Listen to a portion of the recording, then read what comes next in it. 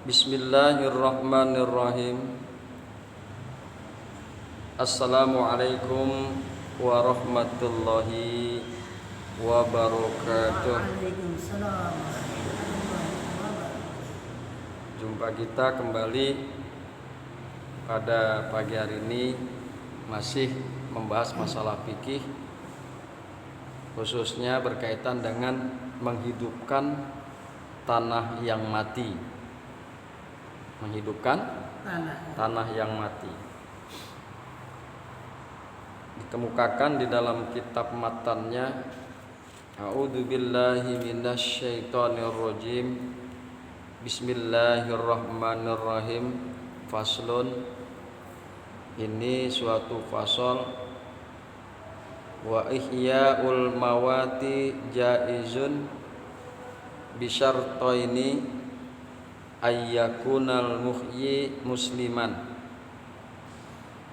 wa antakunal ardu hurratan lam yajri alaiha milkun li muslimin wa sifatul ihya'i makana fil adati imaratan lil muhya wa yajibu bazlul ma'i bisalasati syara'id ayyabdula an hajatihi wa ayyahtaja ilaihi ghairuhu linnafsihi aw li bahimatihi wa ayyakuna mimma yustakhlafu fi bi'rin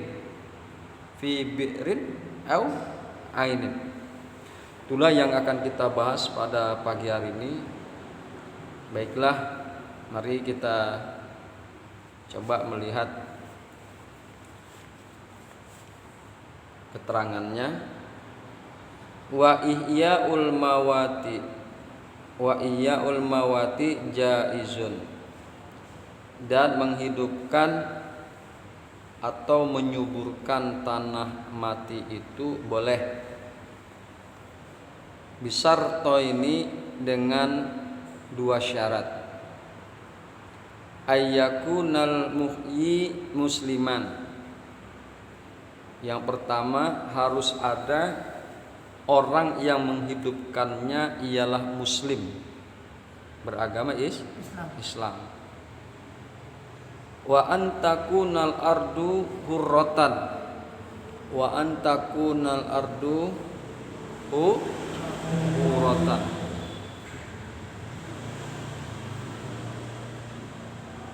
Wa antakunal ardu hurratan. Yang kedua, harus ada tanahnya yang merdeka. Tanahnya merdeka. Lam yajri alaiha milkun li muslimin. Ialah yang tidak berjalan atas tanah itu milik orang muslim. Nah, itu yang kemarin yang sudah kita bahas. Wasifatul ihya'i makana fil adati imaratan lil muhya. Dan sifat menghidupkan itu ialah apa yang ada pada adatnya, kebiasaan yang terjadi. Imaratan lil muhya, ialah menjadi kesuburan bagi tanah yang dihidupkan. Wa yajibu baslul ma'i bisalasati syara'id, dan wajib memberikan air dengan 3 syarat. Jadi pasti sedikit banyak memang di dalam menghidupkan tanah yang mati pasti kita membutuhkan air. Nah, berbicara masalah air ada 3 syarat. Wa yajibu baslul ma'i bisalasati syara'id, dan wajib memberikan air dengan 3 syarat. Ayab dulu an hajatihi. Yang pertama harus lebih air itu dari kebutuhannya. Ya. Airnya harus melebihi dari kebutuhan yang ada. Wa ayyahtaja ilaihi ghairuhu lin nafsihi au li bahimatihi. Kemudian yang kedua harus membutuhkan kepada air itu orang lain untuk diri sendiri atau untuk binatang ternaknya. Wa ayyakuna mimma yustakhlafu fi bi'rin aw ainin. Yang ketiga, dan harus ada air itu dari air yang dapat diganti di dalam sumur atau mata air. Jadi pembahasan kita akan mulai dengan sifat wasifatul ihya'i. Wasifatul ihya'i. Baiklah hadirin yang berbahagia, hamba-hamba Allah yang mudah-mudahan selalu dirahmati oleh Allah Subhanahu wa taala. Kita akan coba pembahasannya daripada matan yang tadi kita telah bacakan. Wasifatul ihya'i makana fil adati imaratun lil muhya. Imaratun lil muhya. Adapun sifat atau bentuk penggarapannya adalah menurut adat terhadap menggarap tanah mati. Kebiasaan adat ini adalah kebiasaan yang terjadi yang memang sudah memasyarakat terhadap satu daerah atau terhadap satu tempat. Jadi bisa saja yang namanya kebiasaan itu adalah berbeda antara tempat yang satu dengan tempat yang lain. Ya. Bismillahirrahmanirrahim. Wasifatul ihya'i. Wasifatul ihya'i makana fil adati imaratan lil muhya. Jadi sekali lagi adalah bentuk penggarapannya, sifatnya adalah menurut adat terhadap menggarap tanah yang mati. Wa yakhtalifu haza bi ikhtilafi gharadi alladhi yaqsiduhul muhyi. Dan berbeda sifat, berbeda cara penggarapan bi ikhtilafil gharad, dengan sebab berbedanya maksud seseorang dalam rangka menghidupkan tanah yang mati. Ini maksudnya mau diapain tanah yang mati? Mau dibikin rumah atau dijadikan sawah atau dijadikan kebun atau dijadikan kandang untuk hewan ternak atau dijadikan yang lain. Tentunya dalam hal ini ada perbedaan dalam penggarapannya dalam rangka menghidupkan tanah yang mati antara satu keinginan, satu kondisi dengan keinginan atau kondisi yang lain. Berbeda tuh. Kan setiap tujuan yang berbeda tentunya akan menghasilkan kinerja yang berbeda. Fa in aradal muhyi ihya al mawati maskanan. Maka jika orang yang menghidupkan tanah yang mati itu berkeinginan membuat rumah di dalam tanah tersebut, dalam tanah yang mati, dia bikin rumah pengennya. Dia pengen bikin rumah usturito fihil gharad. Usturito fihi tahwitul buk'ati bibinai hitoiha bima jarot bihi adatu zalikal makan min ajurin au hajarin au kosobin. Kalau dia membuat rumah di dalam tanah yang mati, maka disyaratkan di dalamnya tahwitul buk'ati, yaitu memagari pekarangannya. Memagari pekarangannya. Bibina'i hitaniha bima jarat bihi adatu zalikal makan, dengan cara membangun pagarnya dengan kondisi adat di tempat itu yang sudah berjalan, yang sudah terjadi.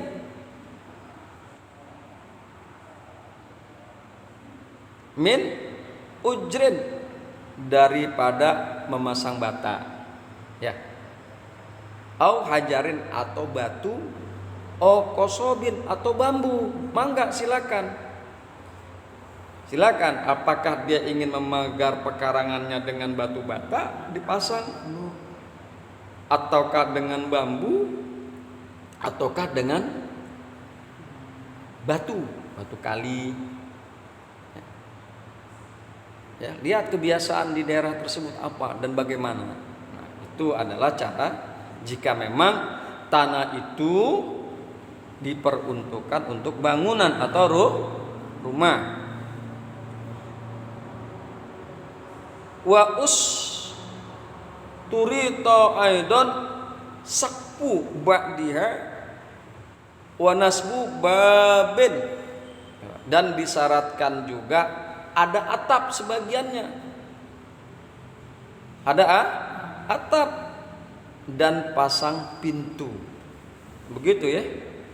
Nah, jadi sehingga diketahui oleh orang banyak bahwa tanah mati tersebut dijadikan rumah. Tandanya begitu tadi tuh, harus dipagar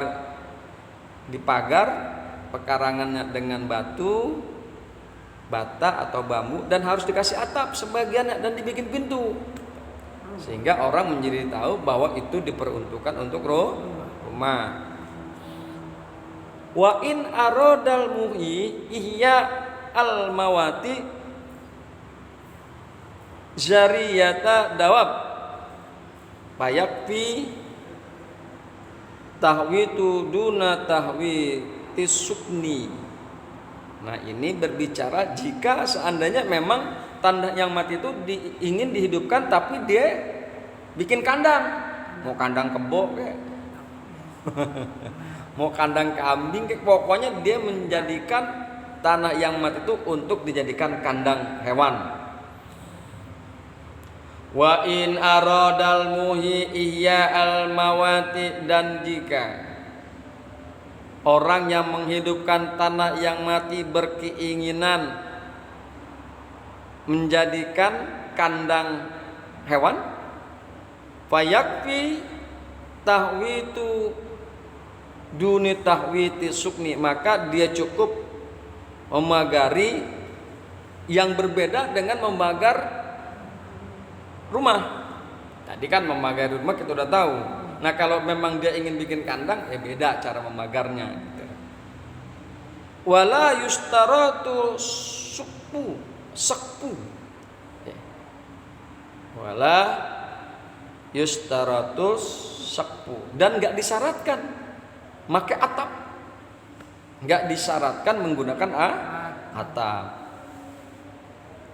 Wa in aradal muhyi ihya al mawati masra'atan fayajma'u turabal haulaha wa yusawwil ardo bikashi musta'lin fiha wa tamimun khafidin wa tartibi ma'in laha bisakki sakiyatin min bi'rin au hapri konatin. Nah, ini jika tanah yang mati tersebut ingin dijadikan sawah. Wa in aradal muhyi ihya al mawati, dan jika orang yang menghidupkan tanah yang mati jika berkeinginan tanah itu menjadi sawah, fayajma'u turaba haulaha, maka dia harus mengumpulkan tanah di sekelilingnya, di sekeliling tanah tersebut. Wa yusawwil ardo bisakhi mustaqlin fiha, dan harus meratakan tanah tersebut dengan memangkas bagian yang tinggi. Artinya tanah itu kan nggak seragam, nggak semuanya rata. Ada bagian yang tinggi mesti dipangkas, diratakan. Betul. Nah, kita kan coba lihat, kita ngegarap tanah yang itu gimana? Ada nggak model begitu? Kagak ya. Terserah dia mau naik mau kagak. Nah, ini disyaratkan kalau ternyata ingin dijadikan sawah, maka bagian yang tinggi daripada tanah tersebut mesti diratakan. Wa tamimun khafidin, dan menguruk bagian tanah yang rendah. Kali ada ceglok, kali aja ceglok, maka yang ceglok itu kudu diuruk sehingga menjadi rata. Yang tinggi dipangkas, yang ceglok diuruk sehingga tanah tersebut yang dijadikan sawah menjadi rata. Wa tartibi ma'in laha bisaki sakiyatin min bi'rin au hapri konatin, dan harus diatur tuh airnya. Ya kan kalau sawah kan sedikit banyak pasti butuh air. Kan begitu kan? Maka airnya harus ada pengaturan untuk tanah tersebut dengan cara membelah yang menyirami daripada sumur atau menggali parit. Kan biasa kan begitu tuh. Dibelah tuh tanahnya. Kalau orang dibelah dibikin apa ya? Kayak saluran gitu ya. Tanahnya tuh diatur sehingga semua tanaman yang berada di dalam area tersebut bisa mendapatkan air. Jadi itu syaratnya. Fa in kafahal matru al mu'tadu lam yahtaj bitartibil ma'i ala sahih. Maka jika ternyata air hujan itu mencukupi, gitu loh. Yang biasa cukuplah air hujan. Kalau ada air hujan cukup tuh airnya. Nah, maka tidak dibutuhkan, tidak diperlukan untuk tertib air menurut kaul yang sahih. Kalau ada hujannya cukup gitu. Daerahnya air hujannya cukup, maka kita nggak perlu ngatur air. Ya. Wa in aradal muhyi iya al mawati bustanan fayajma'u turaba wa tahwitu haula ardi bustanin in jarat bihi adatin. Ya. Maka jika orang yang menghidupkan tanah yang mati itu akan dijadikan kebun. Wayajma'ut turaba wa tahwitoh, maka dia mesti mengumpulkan tanah dan memagari sekeliling tanah yang akan dijadikan kebun. Ya. Kumpulin tanah, kemudian sekelilingnya diberikan pagar. In jarat bihi adatin, jika memang memagari sudah menjadi kebiasaan di situ, sudah menjadi kebiasaan di daerah tersebut. Wa yustaratu ma'azalik ma'ajalikal gharsu alal mazhabi, dan disyaratkan juga beserta yang demikian itu menanaminya secara terus menerus. Jadi kalau kita lihat ya, kalau kita lihat nih di dulu juga di daerah kita banyak waktu kita masih dalam keadaan belum seramai ini, mungkin tahun 70-an. Jadi pagarnya itu juga dikasih tanaman. Ya. Di pagar itu dikasih tanaman gitu loh, entah apa tanaman merembet atau lain sebagainya. Dan ini masih terjadi memang di daerah-daerah kita. Nah, inilah yang menurut mazhab Imam Syafi'i. Jadi wa yustaratu ma'azalikal ghursu alal mazhabi, dan disyaratkan beserta yang demikian itu menanaminya. Jadi selain pagarnya mungkin ditanami untuk memberikan tanda ya. Dan juga tanah yang dijadikan kebun itu jangan sampai kosong. Harus terus-menerus ditanami. Ini adalah menurut mazhab Imam Syafi'i. Hadirin yang berbahagia, hamba-hamba Allah yang mudah-mudahan selalu dirahmati oleh Allah Subhanahu wa taala. Itulah bahasan kita. Nanti kita akan ketemu lagi membahas masalah air.